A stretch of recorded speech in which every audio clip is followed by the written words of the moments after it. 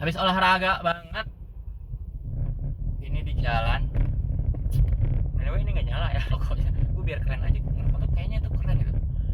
Gue mau ngomong soal kan sekarang lagi happeningnya nih, mensreanya Panji ya. Terus sampai akhirnya dituntut sama beberapa pihak yang merasa tersinggung. Sementara satu sisi Panji juga menekankan dan teman-teman komika yang lain juga menekankan kalau misalnya ini nggak bisa dituntut nih karena ini atas kayak saran pribadi gitu, kayak pendapat pribadi kan. Dia kalau setiap joke yang udah menyerempet dia selalu di depannya pakai kata menurut keyakinan saya kayak gitu kan. Kita jangan bahas benar salahnya sih ya, benar salahnya, karena ya itu bukan ranahnya kita juga gitu. Benar salahnya apakah nanti misalnya kalau benar jadi ke ranah hukum ya apakah bisa dibuktikan atau enggak dengan kata-kata seperti itu, bisa di cover dengan kata-kata seperti itu. Atau yang satu sisi yang pelapornya bilang ya lu boleh pakai kata kayak gitu tapi ini kan masalahnya lu publikasikan nih. Mungkin waktu kemarin belum heboh tuh karena belum tayang di Netflix ya, sedangkan kalau udah tayang di Netflix asumsinya orang-orang yang menikmatinya jadi semakin besar gitu. Mungkin ya seluruh Indonesia kalau dia subscribernya Netflix ya. Subscriber apa subscription ya pokoknya intilah ya, kalau dia subscribernya Netflix ya mungkin ya bisa juga gitu, maksudnya bisa jadi nonton semuanya. Mungkin itu yang dijadikan landasan para penuntut ini apa namanya, sampai somasi si Panji kayaknya dia lebih tua dari gue deh. Kayaknya harus gue ngomong harusnya Mas Panji atau Bang Panji. Gue sih pengen ngomongin gini ya, sekali lagi gue nggak akan ngomongin benar atau salahnya gitu, bukan ranah gue juga bukan orang hukum, juga gue nggak tahu apakah itu benar atau salah.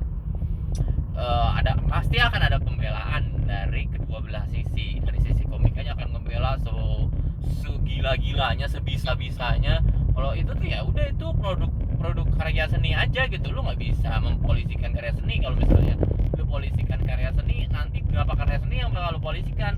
Lihat dari sisi itu benar, betul kalau menurut gue ya. Karya-karya seni kayaknya ya, apalagi judulnya stand up comedy, judulnya aja stand up comedy gitu. Maksud gue hal dari mana gitu ya lu mempolisikan yang candaan gitu. Candaan gitu. Tapi di sisi yang satunya bersikukuh kan kalau misalnya itu bisa dipolisikan karena mencemarkan nama baik karena nggak punya bukti. Yang notabene kalau misalnya yang jadiin pelaporan adalah yang soal NU itu nerima tambang, itu secara apa sih, kalau secara inilah, kalau secara logika kita udah pasti masuk apa yang dikatain Panji. Dan mungkin kebanyakan orang berpikir juga bahkan sebelum ada mensrea itu benar gitu, kalau itu merupakan proses, bukan proses ya, proses balas budinya si negara ke NU misalnya atau ke Muhammadiyah gitu, yang jelas-jelas dikasih tambang. Hanya untuk membuktikannya itu kan nggak cukup dengan asumsi ya. Membuktikan harus dengan bukti yang tertulis, harus dengan bukti yang ya intinya bukti yang tertulis. Dengan bukti-bukti yang adanya harus jelas gitu, harus ada papernya. Maksud gua kayak gitu, harus ada buktinya, entah bukti apa. Nah memang sulitnya kalau menurut gue nih ya, ini menurut gue nih, sekali lagi gue kata Panji nih, menurut keyakinan gue nih ya, karena saking resahnya nih ya Mas Panji Pragiwaksono sama negara kita. Menurut gue sih bagus nih ada orang-orang kayak gini nih, ada orang-orang kayak Bang Panji ini mengkritik negara, mengkritik pejabat segitu kerasnya, biar mereka pada mikir kalau yang mereka lakuin salah loh gitu. Hanya memang sulitnya dari struktur sistem negara kita, struktur hukum kita. Orang-orang kayak Bang Panji ini memang gampang sekali dipersekusi, gampang sekali diintim. Apa tuh anjing? Itu apa lo? Lihat gue anjir. gampang banget dipersekusi, gampang banget diintimidasi, dipolisikan, dan bukan nggak menutup kemungkinan loh ini bisa jadi serius kayak tuh, ke arah serius gitu, ke arah diperkarakan ya, nggak tahu lah bakal sampai ke penjara atau enggak. Hanya kalau sampai ke tahap pengadilan sih itu masih sangat mungkin itu, karena yang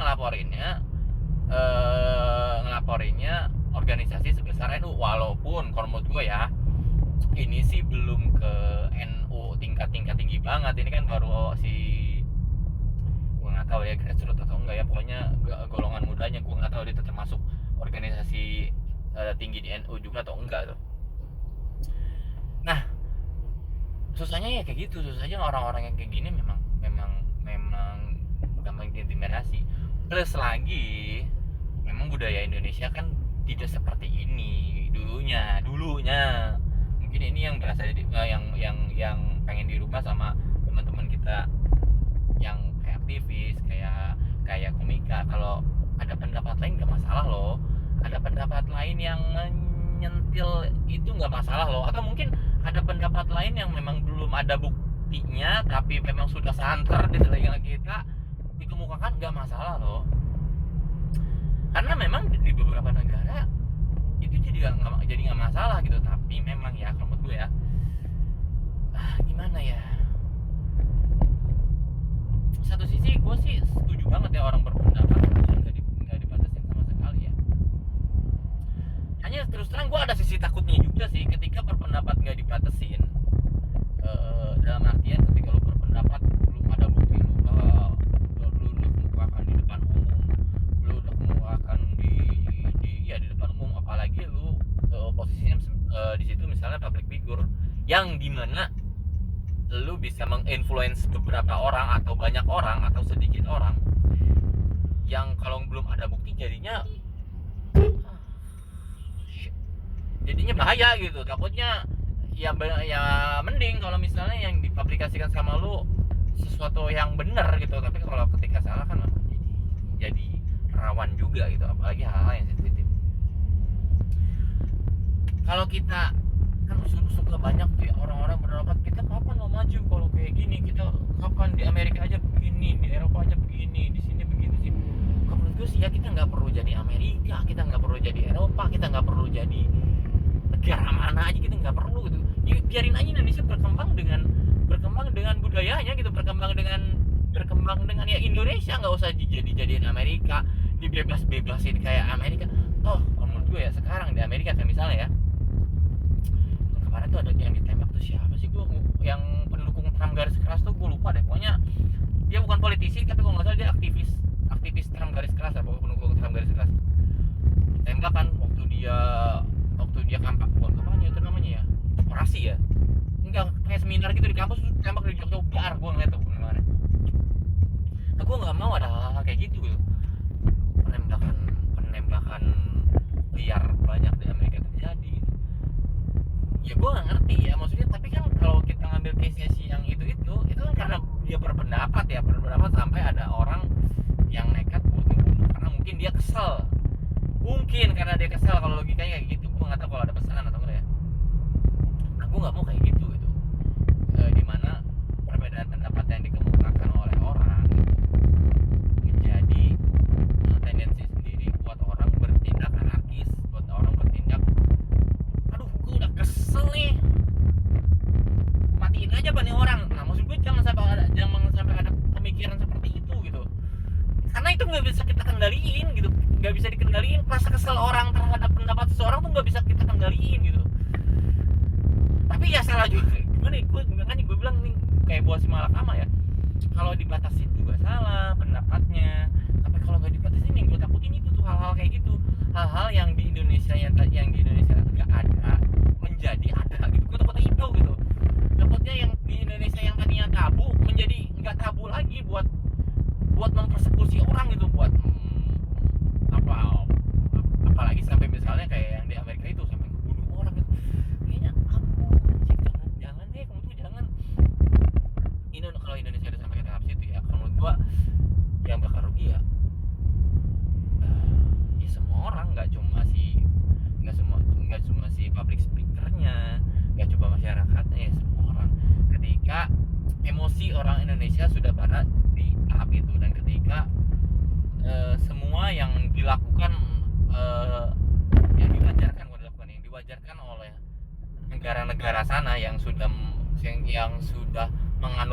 kebebasan banget itu diterapkan di Indonesia. Bukan apa-apa, bukan saja yang gue kemukakan tadi ya, bukan cuma yang gue bilang tadi, takutnya gimana, hanya kan kita juga perlu melihat kualitas dari pendidikan orang Indonesia sendiri. Lu mikir nggak, orang Amerika yang katanya kualitas pendidikannya lebih bagus aja ada yang terpengaruh kayak gitu karena kebebasannya terlalu bebas menurut gue ya. Ada yang sampai ngebunuh orang secara terang-terangan, ada yang apa tuh kalau penembakan di sekolah gitu kan udah sering banget di Amerika gitu ya. Ini lagi kalau misalnya yang terinfluence-nya tuh orang-orang Indonesia nih, yang dimana garis pendidikannya lebih rendah daripada negara-negara lain. Gue nggak ngerti kebrutalan yang kayak gimana yang bakal tercipta kalau misalnya sampai terjadi yang kayak gitu. Makanya harus dicari problem solvingnya, harus dicari jalan keluarnya nih, win-win solutionnya lah, antara yang ngeluarin karya seni sama yang nggak setuju sama karya seni tanpa batas. Gitu aja sih. Tapi kalau merujuk lagi ke Menser ya, gue kira sih harusnya ya kalau sampai ke tahap dilaporin harusnya enggak sih ya. Maksudnya pertama gue nggak ngerti deh apa udah ada tahap ini atau belum. Pertama, kenapa nggak ada tahap apa tuh kalau Indonesia, kalau bahasa Arabnya tuh musyawarah gitu, bahasa Indonesia musyawarah ya. Kenapa nggak konfirmasi dulu ke Bang Panjinya ini gimana maksudnya dan lain-lain, nggak usah masuk langsung ke hukum, karena tendensinya kayak gini, nanti apa-apa yang pastikan suaranya akan jadi apa-apa yang disuarakan oleh orang bisa dihukumkan, dan itu juga bahaya buat orang-orang yang memang ngertinya setengah-setengah. Nanti setiap apa yang dia nggak suka dia hukumin, apa yang dia nggak suka dia hukumin, padahal itu cuma secara pribadi doang dia nggak sukanya, nggak ngerugiin negara, nggak ngerugiin organisasi apapun, nggak ngerugiin kelompok manapun, cuma secara pribadi ngerugiin dia polisi. Ribet, nanti polisi kita banyak kerjaan, dimana kerjaan yang seharusnya dikerjain aja belum selesai sama polisi kita ya Pak, bener Pak?